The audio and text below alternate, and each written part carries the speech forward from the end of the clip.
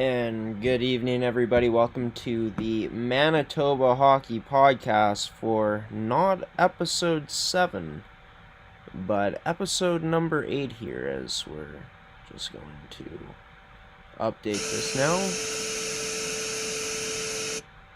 And YouTube running in the background. But yeah, welcome to episode 8 of the podcast. This is brought to you by Make Canada Fasteners and Tools, Terrico, goaltenders, and Can Central Sports Cards and Memorabilia. New updated commercial coming for them very soon here. Probably dropping tomorrow on the network for the Buffaloes podcast. And speaking of the Pilot Mountain Hockey Academy Buffaloes, they're going to be having a guest featured in this episode. Now, we usually don't do this, but I thought it was fitting since, they are a part of the CSSHL, and it is their 10-year anniversary as an academy. So, very exciting news there. And yeah, it's her second year as the general manager of this team, going into, I guess, her second full season since she took over a bit over halfway through a few years ago now, and it was her first full year as a GM last year. I get to asking her about how that experience was last year, what she learned from it, taken away from that year, and what she's using from it into this year, and what the plans are for Pilot Mountain coming up for this year, the hopes, and so much more here on the Manitoba Hockey Podcast, on your home for hockey here in Manitoba, on gshow Productions for episode 8. Brought to you by Can Central Sports Cards and Memorabilia, Terrico, goaltenders, and Make Canada Fasteners and Tools. Nicole Collins, general manager of Pilot Mountain Hockey Academy, joining the show next.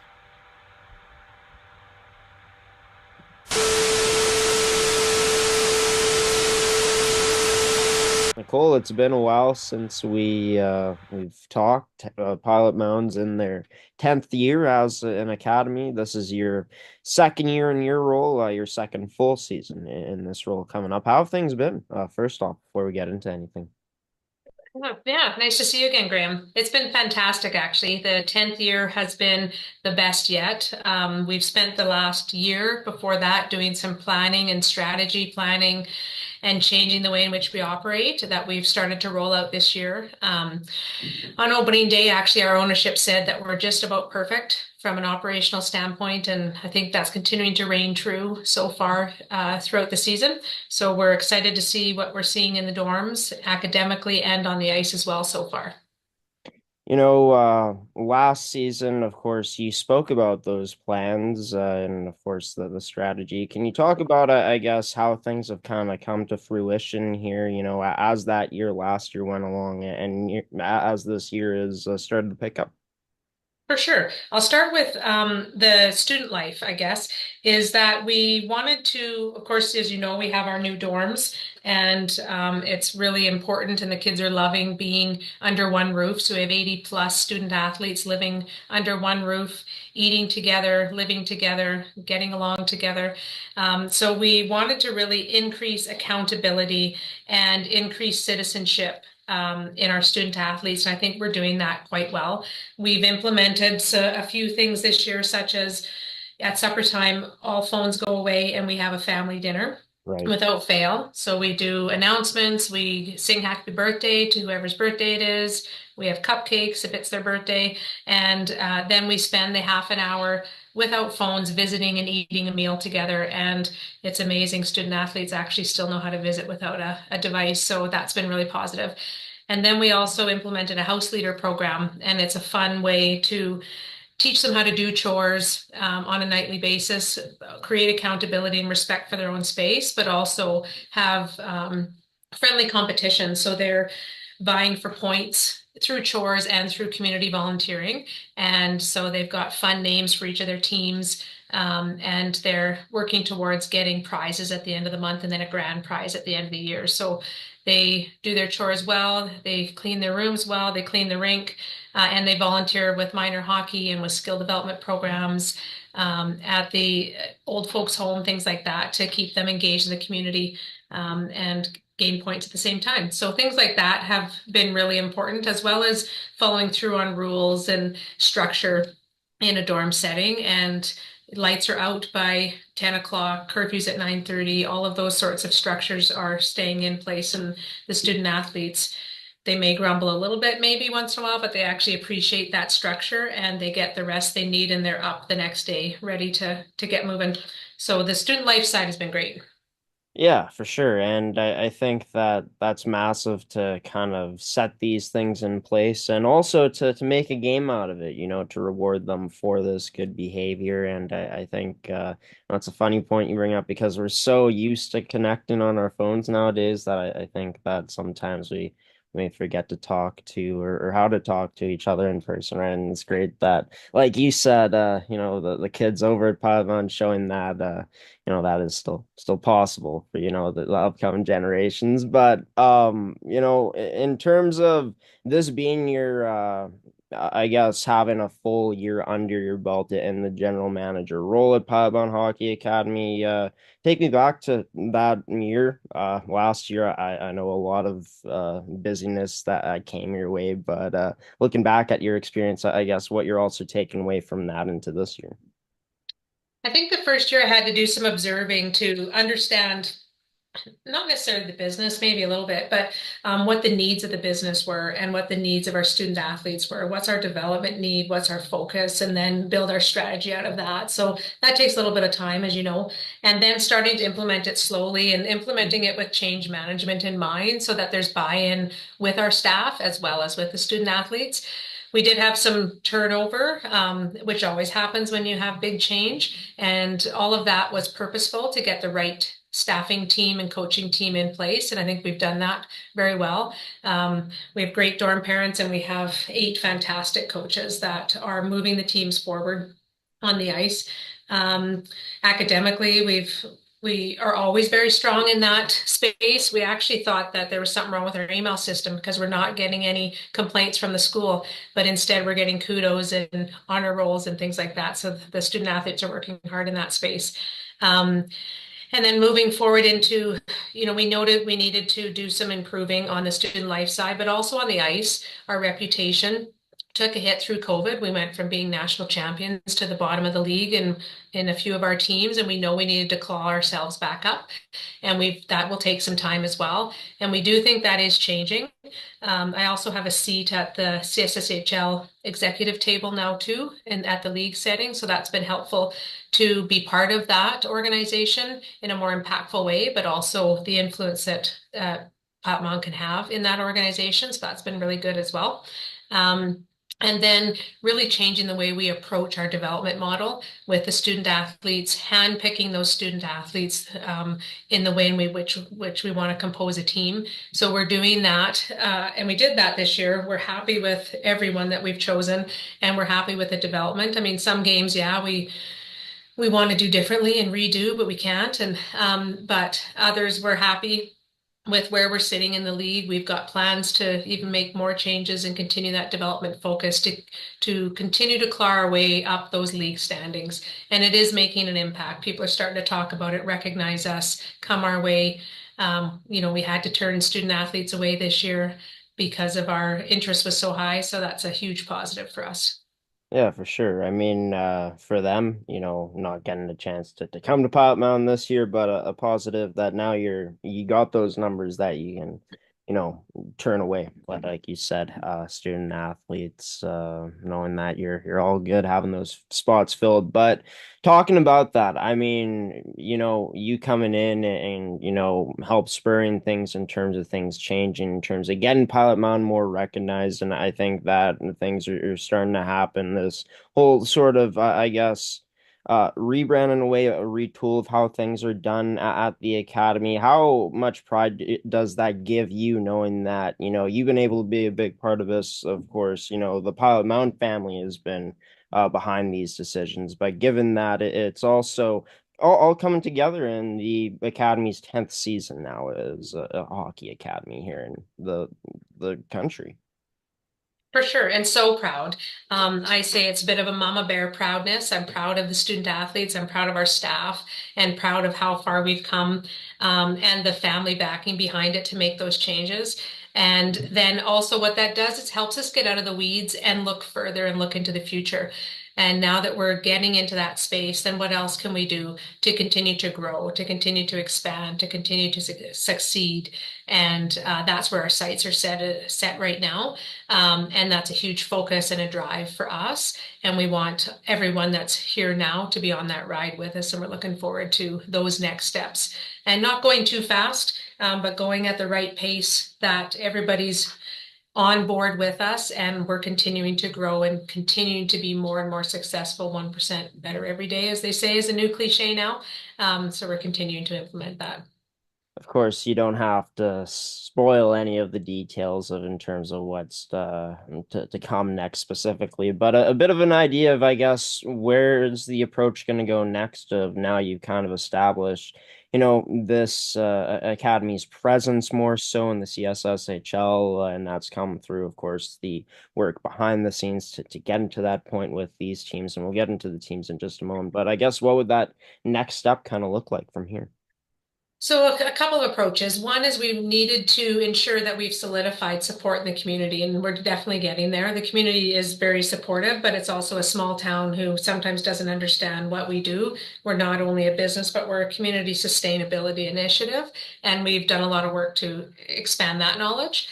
We're also now that we're getting our heads out of the weeds and looking at that bigger picture, what's happening in the hockey industry, keeping a close eye on developments in, in the CHL, NCAA, expansion, unsanctioned leagues, all those moving parts. What's Hockey Canada doing?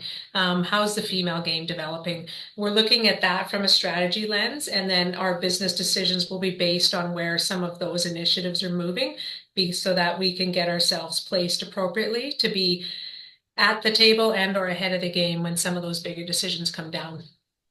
Right. And I think that's exactly what this academy's done since you've come in, is look at that bigger picture more. And I feel like that's so huge looking at that bigger picture. I think you'd agree with this, given how small this, town is where this academy comes from, and how that may not always be attractive for, players and quality players to look at a place like Pilot Mountain and think they want to spend their next few years there. For sure. And so we've changed that branding a little bit. We think it's pretty great, but we grew up here, so we know it's great. But you're right. For those who don't know and would prefer an urban setting with the Tim Hortons and all of the amenities that come with more urban living, whereas we truly do offer an all-inclusive hockey development experience in a rural setting with no distractions. And we've been able to leverage that, and that's what families are saying why they're choosing us. They can send their student athlete here, no distractions. It's safe to walk around at night. It's you're safe with your peers, and it's in a small school setting where you have more one-on-one interaction with teachers and the ability to improve marks. And so all of those things are bringing, and the free skates and the gym access and all those things that we can do over and above what some other academies can't. 3 meals a day, all the snacks you want, all of that truly all-inclusive development experience is what we're selling, and it's truly honestly what we do offer, as well as at the same time in a family atmosphere. And parents are truly seeing that and thanking us for that when they do come. They know that someone like Ginger, for example, is the grandma that they are safe leaving their student athlete with. And, yeah, she's there to support the kids and the dorm parents as well and the coaches. And they feel that it's a true feeling and it's a true family atmosphere. So they're coming for that type of experience. Yeah, Specific. and Yeah. yeah, no, for sure. And I think that there are a lot of advantages, like you spoke about still being in a small town. It's about how you leverage that, and seemingly going positively for how things have been leveraged for Pilot Mountain in terms of the talent that this academy has been able to hold on to and bring in. Some of these players and these teams this season making some noise so far, and all teams being competitive in games so far this season. There's been some blowouts here and there, but I guess the overall satisfaction so far must be pretty good from, the upper management and everyone from around Pod Mountain this year. Yeah, for sure. And I mean, I guess if we go through each team a little bit, the U15s, they've surprised me. you're either really small or you're really tall, and there's no in between on that team. But they're a really great team of heart and hustle. And when they do hit the ice to play hard, they are impressive out there. And they beat OHA a few weeks ago, and that was really impressive. And they did get beat by them this weekend, but um, getting out of their own heads at that young age is important, and knowing, giving themselves the confidence that they can do well out on the ice and they can be quite successful. And there's a few student athletes that are getting looks at the WHL draft side of things. So we're looking forward to seeing how that plays out and for them to start working hard to continue to increase that exposure. And then if I look at the U17s, they've always been a strong team with Rick at the helm as one of our seasoned coaches. And this year they're probably in a development phase with some younger players, but again, such a great group of student athletes that come together, and they get by on grit and heart, those ones. And there's lots of talent on that team that Rick's working to leverage, and we're starting to see success with them as well. And then the U18 male team, very impressed with them. They're actually, I say, when I talk to them, they're beautiful to watch when they play in sync. And there is a ton of talent on that team. They can lose their heads at times, but so do a lot of, 15, 16, 17-year-olds that are trying to play big hockey. So we're working with them on that. But as they continue to gel together as a team, every one of those kids was handpicked as well. And looking forward to watching them move up the ranks as they continue to find that confidence with each other. And then our U18 female team had a couple of big wins this last week against Rink, and then they beat Pembina Valley yesterday, which has never happened. So some pretty excited girls there. And I don't know if you watched the game, but the crowd on the Halloween game was outstanding. And that's exactly what our academy epitomizes, is everyone working toward the same goal, whether you're in the stands or on the ice. And the girls brought home a win, so that was pretty cool. And they are very dedicated, and they never quit. That team never quits trying and never quits giving 110%. Sometimes they come up short and they see where their, development focus needs to be, and they continue to work towards that, and it'll come. They're a good group of girls that work well together, gel together, live together 100% of the time. They're always in sync with each other. So looking forward to watching them continue to grow as well as a team. Yeah, and of course, for this team, I think being able to have a positive weekend, like you said, and we'll try to find some highlights from that matchup to try to show our viewers. But great to hear that they had a strong weekend. We'll be, of course, going in depth into the games with Gordy Tummelson coming up in just a bit here. But last year, of course, there wasn't stability in this program's coaching staff, specifically for this U18 female prep team. There is that stability now with Ryan Carrolls and Kurt Fortney. You had spoken about that, how everything was kind of strategic leading up to these, I guess, coaching spots being filled like they are this year. Talk about, I guess, the coaching staffs overall. A lot more stability there this year by the looks of it. For sure. And it was, again, I keep saying handpicked, but it truly was. We truly had to make some hard decisions to say, what do we want? Where do we want to go? And who do we want at the helm making those moves for us? So each of those coaches were chosen for what they bring to the table in that regard. And they were paired together for those same reasons, in bringing together each other's strengths and to be able to move a team forward. So we're very happy to have Ryan and Kurt as that coaching pair working with the female team. They know what needs to be done.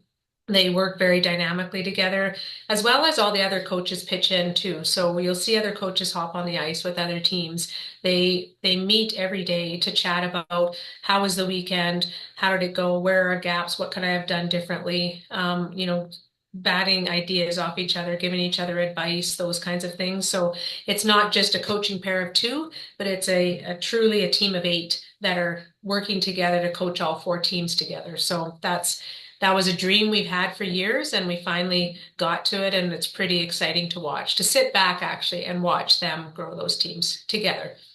And I'm forgetting off the top of my head who it was from last season. I think it might have been Kurt who was helping out down in, during the playoffs while it was happening in British Columbia. And yeah, it's just great to see the camaraderie and just the overall buy-in and the passion for all of these coaches to help each other out when need be and, strategizing with each other. But in terms of, you talked about the goal in terms of where you kind of want or foresee things to go this year, but from a player's perspective, obviously it's always nice to win, but there's that development side, and how do you get them to that next level, right? So is focusing more on that player advancement, maybe take even more importance than championship wins, especially in a academy type development setting. And I think for us, we're still at that stage where would we love to win a championship again? Absolutely. Are we maybe a couple years out of that? I mean, we may this year for sure, but we need to look at the overall picture. So is our development improving? And overall success for us means there's wins. Are we better than a 500 team for most of our teams? That's our goal. Are we, in the top third or the middle of the pack so we can give everybody a good run for their money? That's success this year. And that is the ability then to expose the student athletes to that next level. And that next level is youth sports, NCAA, junior opportunities. And that's where they're going to continue to grow themselves as an individual, pursue their academic pursuits. And it's our job to develop them to a place where they can move into that next stage in their life with success, not just on the ice, but in the classroom, in their dorm settings, in their life settings. So they're coming out of here as rounded, solid human beings that have all the skills they need to be independent and successful. So yeah, wins are important. And people come our way when they start to see the wins, but people are also coming our way when they start to see that full picture that we can offer from a holistic human development perspective. That's what we're proud of.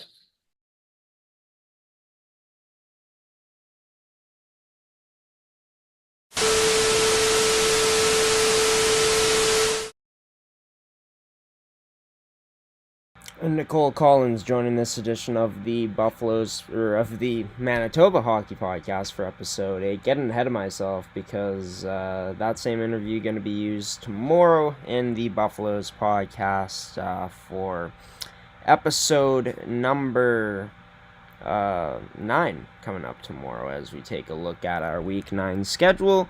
8 a.m. tomorrow, that's when that one's going to air on our YouTube channel here. We got the MMJHL podcast as well as the MFHL podcast coming up on Thursday and Friday. You won't want to miss it here on the network, so we're just getting started here in the first week of our content schedule in November of this year here in 2024. All of our content, by the way, of course, brought to you by Can Central Sports Cards and Memorabilia, Make Cannon Fasteners and Tools, Terrico, and Goaltenders. And for some reason, the CSSHL website, it's password protected. Take a look at the standings now. I was excited to go over some CSSHL stuff, but I guess not. I will say this about the Pilot Mountain Hockey Academy Buffaloes. All of their teams this season have talent on them. It just hasn't gone the way that they would have hoped to so far, I guess, in CSSHL play for the U18 female prep Buffaloes squad, as well as, I believe it's U18 male Buffalo squad as well. That hasn't fared that well in CSSHL play, but the U18 program, the male prep program, way better this year than it has been in previous years. A team that has a lot of talent on it, and a team that's going to get better and better as the season goes along. The U18 female prep Buffaloes. I had a chance to talk to Gordy Tummelson today, and that was a part of an interview that we got that's going to be airing on tomorrow's edition of the Buffaloes podcast as well. But talking about how this team playing more of a defensive system now, so I think that could benefit this female prep team. And yeah, the U15 prep Buffaloes, the male preps, led by Cole Landerville, as well as Maddox Ramage and some other pieces that have been contributing. They're around 500 so far. Same with the U17s, who are around 500 as well. If you want to check out all Pilot Mountain Hockey Academy's news, their scores, players' stats, their schedule, check out pilotmountainhockeyacademy.com for that. As for Rink Hockey Academy, now I can't remember St. Mary Academy's ranking off the top of my head, but I know for Rink Hockey Academy, their Winnipeg teams, they're either middle of the pack or near the top of the standings. Very strong programs, once again, as they usually have out of Winnipeg. I know that RHA Kelowna has been fantastic in the female U18 prep division so far. I believe they're undefeated with an unreal goals against average so far. But yeah, if you want to check out all of the news surrounding the CSSHL, I believe their website gshow.ca, but yeah, for some reason can't access the standings without a password right now. It's password protected. Strange. I wonder if they'll change that. We're going to be going to another transition here, and then I'm going to update you on all of the stats, leaders, the standings, and some other stuff from around the amateur hockey scene here in Manitoba. You're watching the Manitoba Hockey Podcast here on G-Show Productions, brought to you by Terrico, Mid-Canada Fasters and Tools Goaltenders, and Can Central Sports Cards and Memorabilia. We'll be back soon.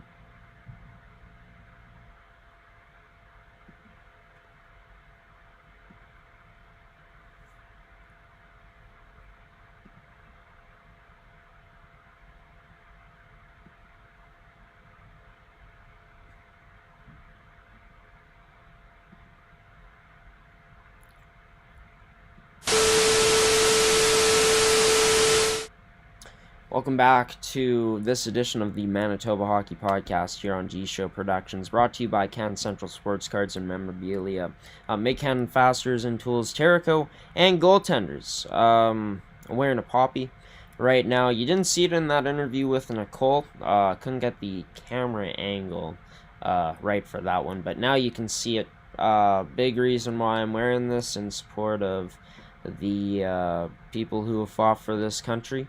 That have given their lives or that have fought and are still alive. No matter what the case may be, it's to honor those that have served this country and that fought to give us our freedoms. So, yeah, that's why I wear a poppy. And yeah, I mean, wear one if you want. You know, you don't have to wear one, but for me, that's my choice. So, yeah, November 11th, Remembrance Day this year. I believe it's on a Monday, if I'm not mistaken. Yeah, I do believe it's on a Monday, since yesterday was the 4th. But we're going to get back into this one now, talking about some Manitoba AAA U18 hockey, as the Winnipeg Bruins, the best team in the league right now, a 10-1 record, a 31 goal differential, the only team that has a better one in the Southwest Cougars that have been hot as of late, 9-1 in their last 10 games. The Bruins haven't dropped a regulation game in their last 10, so yeah, both of those teams filling themselves right now. Southwest, their most recent win, 3-1 over the Interlake Lightning, and for the Winnipeg Bruins, actually just coming off of a shootout loss against the Brandon Wheat Kings. As for Brandon, the defending champs and the finalists from last year's TELUS Cup, they're 4th in the standings right now, seeking to take that number 1 spot, as it's close near the top of the standings right now, even near the bottom of the standings, right? There's teams that are winning games in the Kenora Thistles and the Central Plains Capitals. For the Parkland Rangers, a bit of a rough Sunday for them as they fall 7-2 to the Winnipeg Wild. But as for the stats leaders, we're going top 5 for this league for each stat category. We got a new points leader compared to, different from the last time we ran this podcast. Luka Pura for the Winnipeg Wild jumps to 26 points in 13 games played. That's 2 points per game. Best points per game average here by far. Quentin Fisk, 23 points in 14 games played. Still at that, around that total from last weekend. Or from last week on the podcast, as I should say. But yeah, that's the top five there. All players except for one in Ludovic Perreault, the only one without 20 points on this list. As for goalies, Brady Lowe has been phenomenal in net for this Wheat Kings team so far. Not only a 4-0 record, but a 961 save percentage. Fantastic. 2 shutouts, not better than Winnipeg Wild goaltender, though, in Justin Perreault, as he has 3. The only goaltender, of course, with no shutouts on this list being Mickey Gross. As for the Manitoba Junior Hockey League, they currently pause as the Manitoba Junior Hockey League and Saskatchewan Junior Hockey League showcase is taking place this week, so no games currently on the schedule.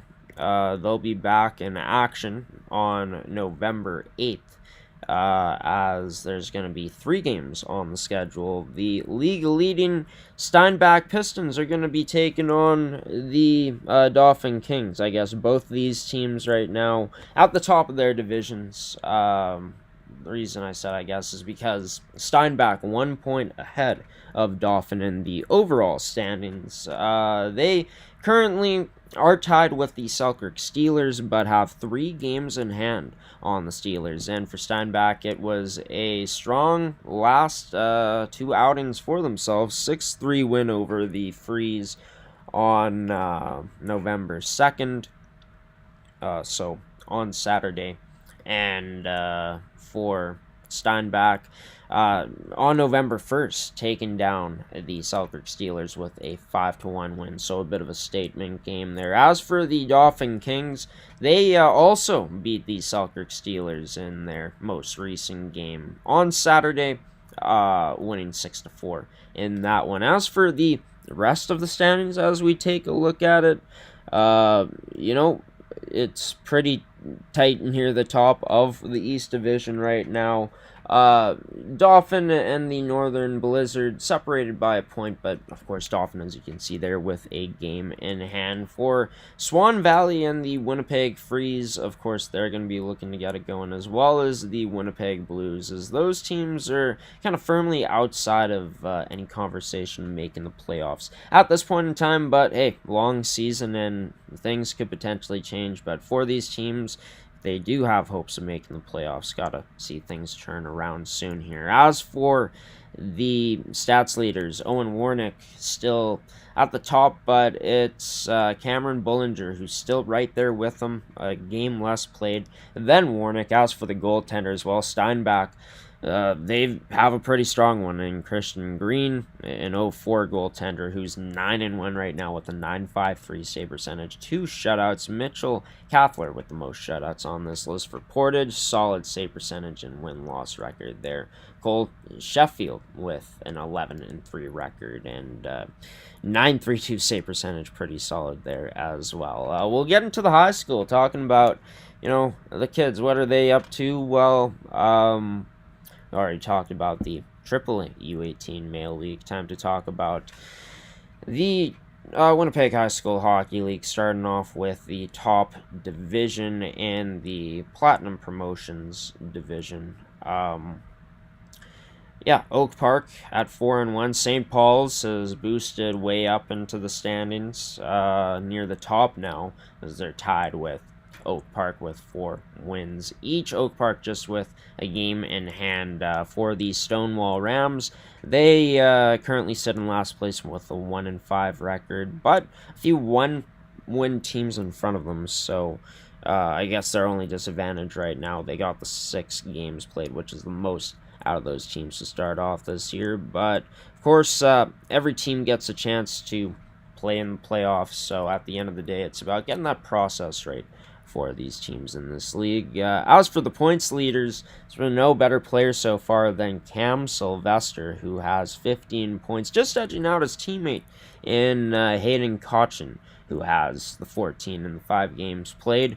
And then right behind those two is Nolan Fielding, who has been really great so far. Most assists on this list. In terms of the goaltending, Vincent Massey, Oak Park with that dynamic duo in net right now. Well, I don't know if dynamic is the right word. Let's use reliable and steady, because that's exactly what this tandem has been so far. Johnson with a better save percentage, but both of these goaltenders shown they can, get wins.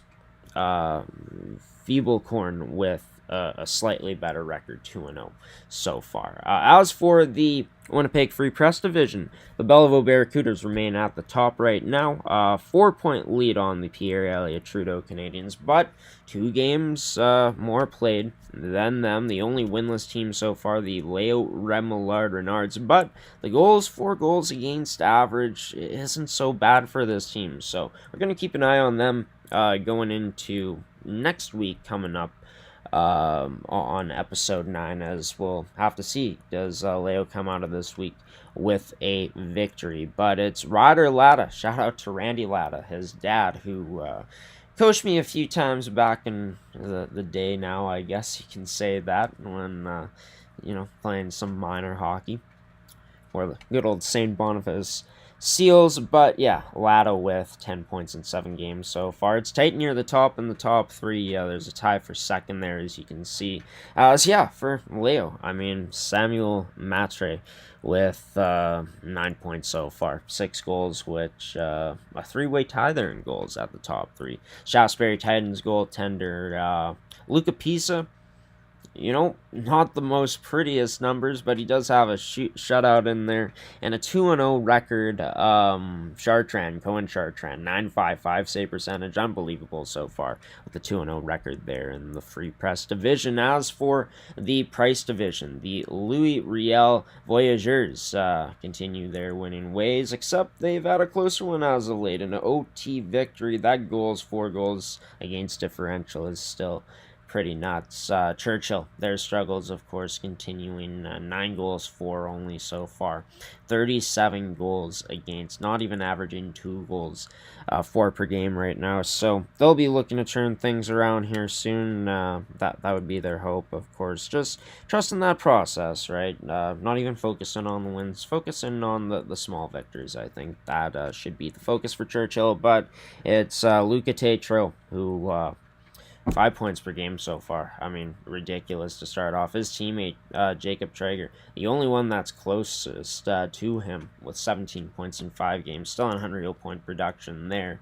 But yeah, just over 3 goals a game for Tetreault as well. Unbelievable. Goaltending-wise, Powerview, Sag King, the Wild, have a pretty nice goaltending tandem to start off. Schroeder with a shutout in his only game, and Corshane with a 9.38 save percentage in 2 games played, only 2 goals against so far. We're going to get into the Manitoba Women's High School Hockey League in just a moment here, and then we're going to wrap up with some updates on the Bisons, on the Bison Report here. And also talking about the U18 Women's Nationals, how Team Manitoba has been faring in their first 3 games. You're watching the Manitoba Hockey Podcast, brought to you by Can Central Sports Cars and Memorabilia, Mid-Canada Fasteners and Tools, Terrico, and Goaltenders. We'll be back here in just a moment.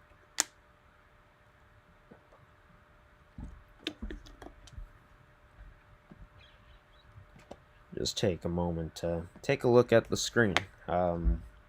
Also helps when you have more guests, right? Not as much talking.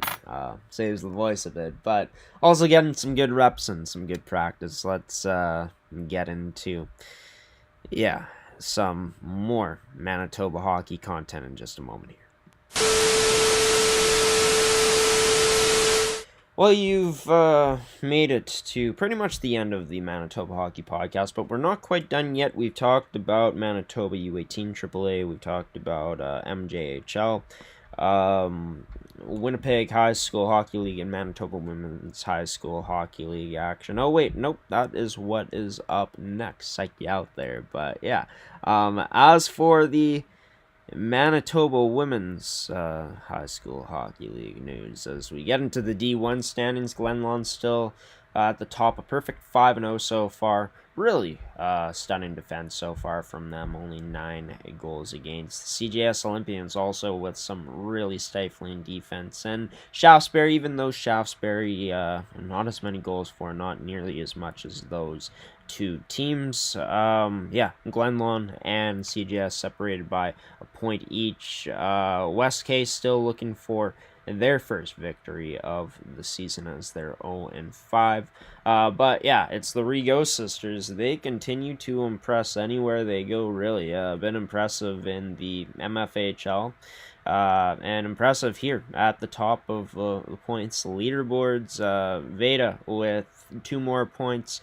A few more assists in there. Delaney got her in the goals category with 1 more goal than Veda. But for Kate Chubak, she's in that top 3, 8 goals, which is the most out of this trio right here, as you see on the screen. Celeste Pelletier for CGS, she's been unbelievable. Can you say shutouts? 4 shutouts so far, unbelievable in all of her wins. I'm not sure if I've seen that before, honestly. Congratulations to her on a fantastic start to a year. Unbelievable save percentage as well.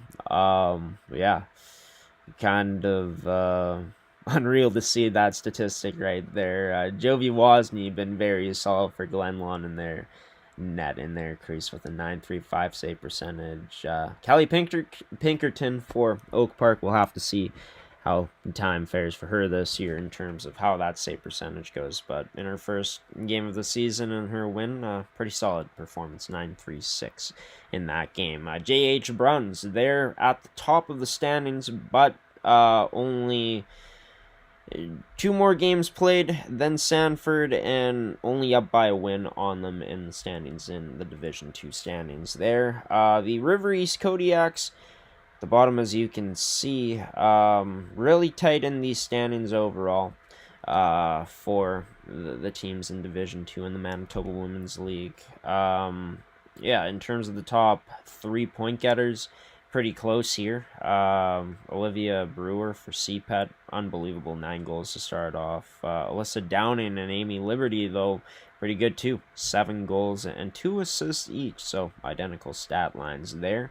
It's just Downing has that power play goal. As for the goaltending, actually funny, I believe I went to school with Kayla Uchin and Kayla Uchin. Apologies about that, but went to school with her sister, I'm pretty sure. So shout out to her sister if she ever sees this. But Kayla with a really good save percentage to start the year, 9.78 for Uchin for her JH Bruns Broncos. She's 2-0. Brooke Larson with a 3-0 record for Sanford, pretty solid to start things off there. As for D3 Dakota, they're at the top. PCI, the Saints, they're also tied with Dakota, but a slightly better record for the Lancers. Both teams with the same amount of goals against. My former school, the Belleville Barracudas, their women's team, not nearly as strong as their men's team this season. 4 goals for, 13 goals against, but a win on the year. So that's huge for them to be able to get in the win category still amidst the struggles. Kara Lasuk with the lead in points in Division 3, followed by 2 PCI Saints, who are tied with 9 points each. Goaltending-wise, 2 shutouts each for the top 2 here. All goalies with over 900 save percentages. Speaking of goaltenders, there you are, your goalie's personal video review service. Be sure to check out their website at gordythomasongoalies.ca. And be sure to check out the Manitoba Women's High School Hockey League and Winnipeg High School Hockey League websites as well. But as for the Manitoba Bisons, hockey teams on this Bison report. For the men's team, a close first loss of the weekend to Saskatchewan, but then that's 5-0 loss. Tough way to end their weekend on that Saturday. They will be staying at home to play the Mount Royal Cougars coming up, not this weekend, but the next. So some time to regroup for this U of M team that are losers of their last 3 games played. As for the women's Bisons, well, they've been on an opposite trend. 4 straight victories, and they picked up 2 against a rival in the Saskatchewan Huskies, 3-2 in OT to start off on Friday, and then 4-0 convincing shutout victory against those Huskies on the road. This past weekend, the women's Bisons also get the week off and will be playing at the Mount Royal Cougars coming up on the 15th, as well as the 16th. Central time wise, 8 p.m. and 5 p.m. is when those games can be seen if you are taking in the live streams, where, to be honest with you, off the top of my head, don't even know where you would access the live streams. I guess on the website, go gshow.ca, so be sure to check out that. But speaking of Manitoba hockey, we're going to end off with this. The Manitoba Team Manitoba U18 women's nationals team has gotten underway, and as for them, I mean, they're 1-2 through their first 3 games of the tournament. Now taking a look at the schedule, and if we filter it out by team over here on a screen that you can't see, they got no more games on the schedule. It was for them a close 4-3 loss, where they started up 2-0 against BC on Sunday, and just couldn't hold the lead in BC. Got 2 goals in that third, 2 goals in that second period to take home that game 4-3. As for Manitoba's game on Monday, right back into it in the afternoon. They played 7 p.m. the night before, a bit of an earlier game on the Monday. End up losing 3-0 to Team Quebec in that one. And Manitoba's able to come away with the win this morning, actually, against Team Ontario Blue. As they opened up with a 2-0 lead in the first. And Ontario Blue, they struck with a 1-goal lead in that third period, but Manitoba was able to stave them off to earn a victory. But in terms of, I guess, the standings, taking a look at it, like another talented Manitoba team, but unfortunately it looks like they're most likely going to be eliminated from contention in championship play and playoff play. I'm pretty sure in terms of, let's take a look at the schedule if it's been made up as of yet.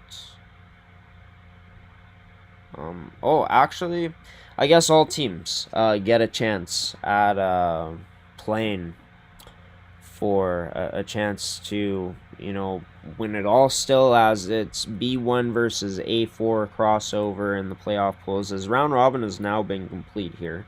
That is one thing for certain, as the last game was played tonight with Ontario Red taking away a win with a 3-0 victory over Team Atlantic. But A1's going to play B4, and then B2 plays A3.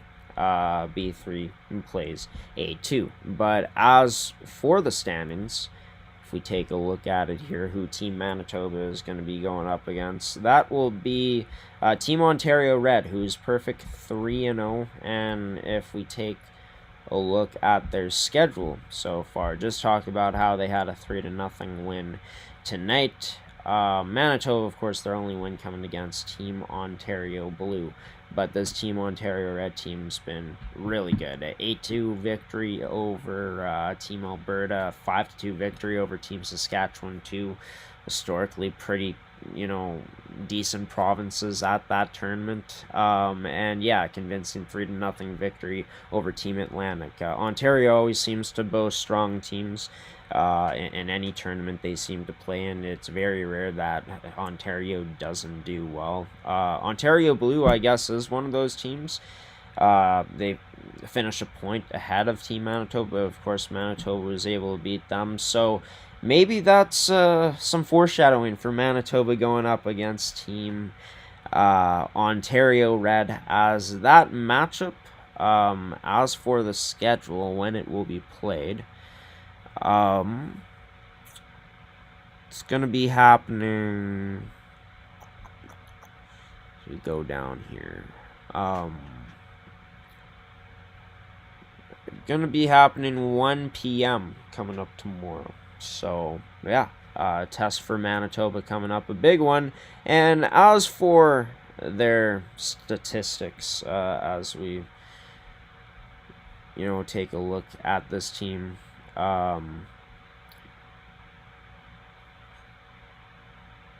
terms of assists, 3 for Sarah Manis,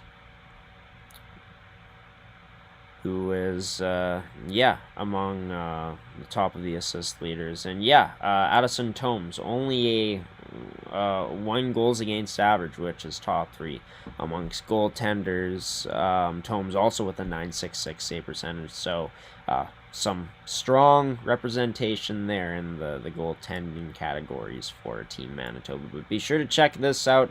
Search up U18 Women's Nationals, and you should be able to find all this information on hockeycanada.ca. We're going to take one last break here, and then we're going to end off tonight's edition of the Manitoba Hockey Podcast here on G-Show Productions for Episode 8, brought to you by Goaltenders, McKenna Fasteners and Tools, Terrico, and Can Central Sports Cards and Memorabilia.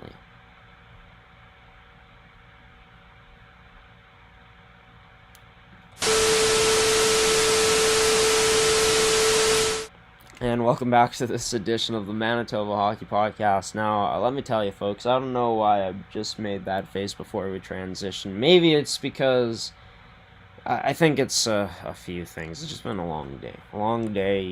Tired here, and been putting in the work as of late, and we're going to be continuing to put in the work coming up this week as we dropped our official schedule, and we're showcasing here once again the Buffaloes podcast coming up at 8 a.m. tomorrow, the MMJHL podcast coming up at 8 a.m. on Thursday, and the MFHL podcast coming up on 1 p.m. All brought to you by Can Central Sports Cards and Memorabilia, McKenna Fasteners and Tools, Terrico, and Goaltenders. Thank you to them for sponsoring this edition of the Manitoba Hockey Podcast once again.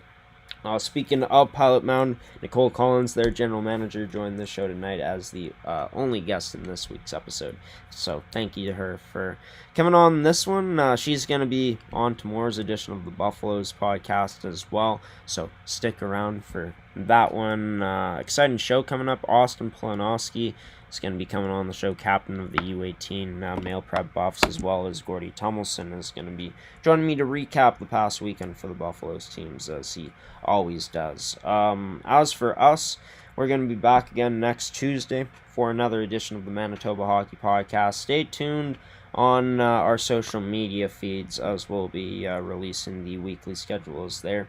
It's going to look a bit different in our schedule on our website now, as I've now uploaded all the game times for games of all of November and December here in 2024, as we're nearing the end of another calendar year. Crazy, man, crazy. We'll be turning the page into the second half of the calendar year of this hockey season soon.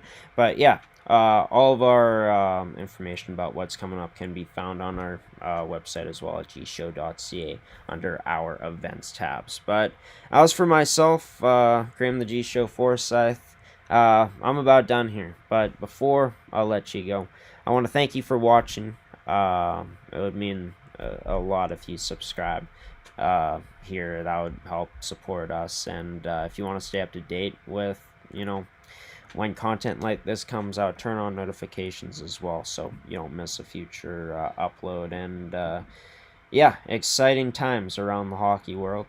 As you know, I think the more hockey, the better. And happy to be covering the amateur sports scene this season, hockey specifically here in Manitoba, and can't wait to continue to do it again next week with more great guests and more content here on the show. Until then, though, I've been your host, Graham the G Show Forsyth, giving you the salute, peacing out, and waving so long on this Tuesday. Have a good one, everybody. Have a wonderful rest of your week. Stay safe out there. And until 7 days from now, we'll see you then. Take care.